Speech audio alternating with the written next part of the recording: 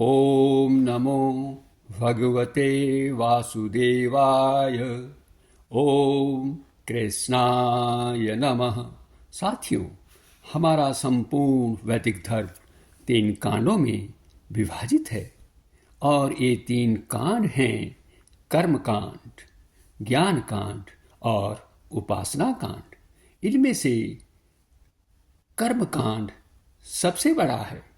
इसमें 80,000 मंत्र हैं। उपासना कांड में 16,000 और ज्ञान कांड में 4,000 मंत्र हैं। भगवान श्री कृष्ण कहते हैं, सकाम भाव अर्थात फल की इच्छा से कर्म करने वाले मनुष्य कर्मकांड से ही चिपके रहते हैं। इस संबंध में हमने विस्तृत चर्चा श्लोक 42 वाले वीडियो में की है। आज हम भगवद गीता अध्याय 2 श्लोक 43 की 43 की विस्तृत चर्चा करेंगे और जानेंगे कि भगवान श्री कृष्ण सकामी मनुष्य के बारे में क्या कह रहे हैं। सुनिए यह श्लोक। कामात्मानः स्वर्गपरा जन्म कर्म फल प्रदां क्रिया विशेष बहुलां भोगैश्वर्य गतिम प्रति। अर्थात भगवान श्री कृष्ण कहते हैं कि अल्पज्ञानी मनुष्य कामनाओं से भरे रहते हैं।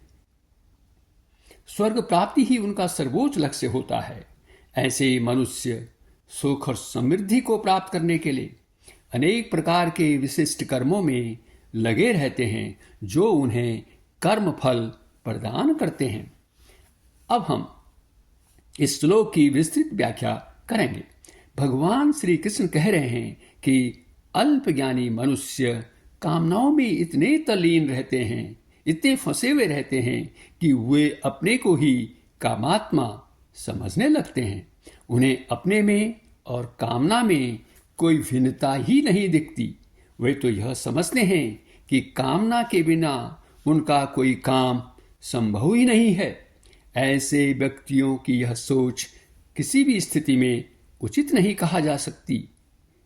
यह क्यों उचित नहीं कही जा सकती? इसका कारण है कि स्वयं अर्थात आत्मा तो परमात्मा का अंश है और कामना संसार का। आत्मा और संसार कभी एक दूसरे के समान हो ही नहीं सकते। ये दोनों कभी एक हो ही नहीं सकते। अल्पज्ञानी मनुष्य स्वर्गपरा होते हैं। स्वर्गपरा अर्थात उनके लिए स्वर्गलोक ही सर्वश्रेष्ठ है। वे इसे सर्वश्रेष्ठ क्यों मानते हैं? कि वे जानते हैं कि वहाँ उन्हें बढ़िया से बढ़िया, अच्छे से अच्छे भोग पदार्थ मिलेंगे। वहाँ अमृत मिलेगा, वहाँ अप्सराएं हैं, वहाँ तरह तरह के वन हैं, नंदन कानन वन हैं। वेदों में स्वर्गलोक के लिए विभिन्न यज्ञ जैसे दर्श, पूर्णमास, ज्योतिष्टोम आदि का वर्णन भी किया गया है। और जो अल्पज्ञानी होते हैं वे इन्हें करने के लिए भी तत्पर रहते हैं। अल्पज्ञानी मनुष्य सोचते हैं कि वैदिक ज्ञान का सारा अभिप्राय इतना ही है। वे यह नहीं जानते कि स्वर्ग प्राप्ति की कामना आध्यात्मिक प्रगति में सहायक नहीं होती, मददगार नहीं होती। इसके अलावा स्वर्ग में भी यहाँ की तरह राग द्वेष होता है और जब संचित पुण्य कर्म समाप्त हो जाते हैं तो पुनः इसी पृथ्वी लोक में, जिसे हम मर्त्य लोक भी कहते हैं, वापस आना पड़ता है। ऐसे अल्पज्ञानी मनुष्य भोग और ऐश्वर्य की प्राप्ति के लिए अनेक प्रकार के कर्म करते रहते हैं। ये कर्म ही हमारा जन्म निर्धारित करते हैं। हमारा वर्तमान जन्म पिछले कर्मों का परिणाम है और जो कर्म हम अभी कर रहे हैं उससे हमारा अगला जन्म निर्धारित होगा।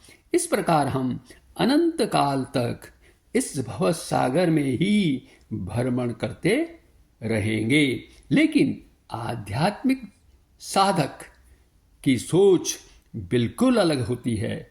वह इस जन्म मरण के चक्र से छुटकारा चाहता है और इसके लिए वह क्या करता है? वह कर्मयोग के मार्ग पर, भक्ति योग के मार्ग पर चलता है, इस रास्ते को अपनाता है।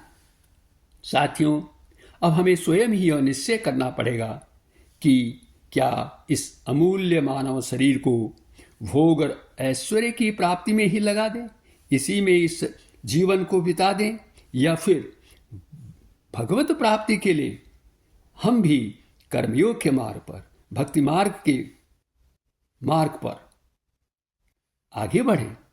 इसके लिए आवश्यकता होती है दृढ़ निश्चय की, जिसको गीता में व्यवसायत्मिका बुद्धि कहा गया है।